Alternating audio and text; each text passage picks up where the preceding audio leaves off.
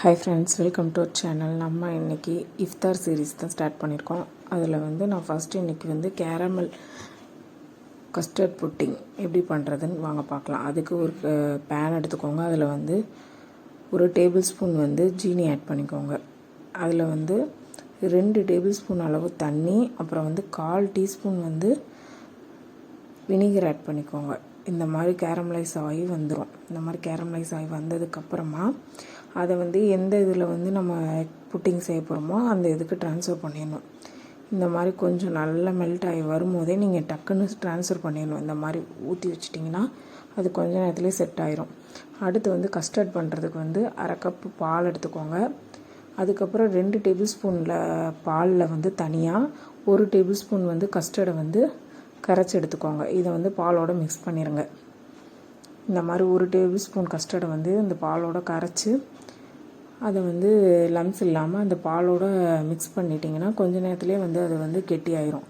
அப்படியே 1 table spoon sugar add பண்ணி நல்லா மிக்ஸ் பண்ணி விட்டுருங்க. நல்லா மிக்ஸ் பண்ணிட்டிங்கன்னா கஸ்டர்ட் உங்களுக்கு ரெடி ஆயிரும். அவ்வளோதான். இது ரொம்ப ரொம்ப சிம்பிளான ப்ராசஸ் தான். உங்களுக்கு எவ்வளோ வேணுமோ அந்த அளவுக்கு செஞ்சுக்கோங்க. இப்போ நான் செஞ்சுருக்கிறது 2 சர்விங், 2 பேர் சாப்பிட்லாம்.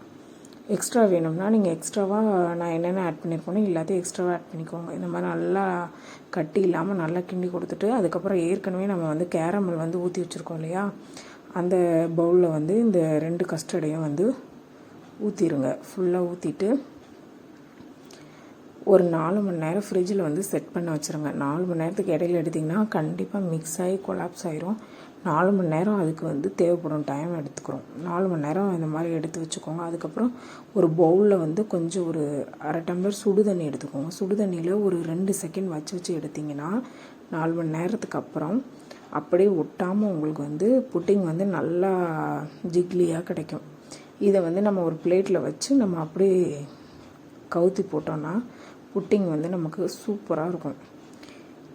இதே மாதிரி தான் 2 புட்டிங்கையும் நான் கவுத்தி எடுத்திருக்கேன். சுடு தண்ணியில் ஒரு 10 செகண்ட்ஸ் வச்சு எடுத்தோம்னாவே இந்த கேரமல் ஃபுல்லாக மெல்ட் ஆகி அப்படியே நமக்கு எடுக்கிறதுக்கு அன்மோல்ட் பண்ணுறதுக்கு ஈஸியாக இருக்கும். இந்த மாதிரி அப்படியே சாஃப்டாக ரொம்ப ரொம்ப சாப்பிட்றதுக்கே அவ்வளோ ஜூஸியாக இருக்கும். கண்டிப்பாக ட்ரை பண்ணி பாருங்கள். இந்த மாதிரி ஒரு புட்டிங் இஃப்தாருக்கு நீங்கள் செஞ்சு கொடுத்தீங்கன்னா கிட்ஸ் ரொம்ப விரும்பி சாப்பிடுவாங்க.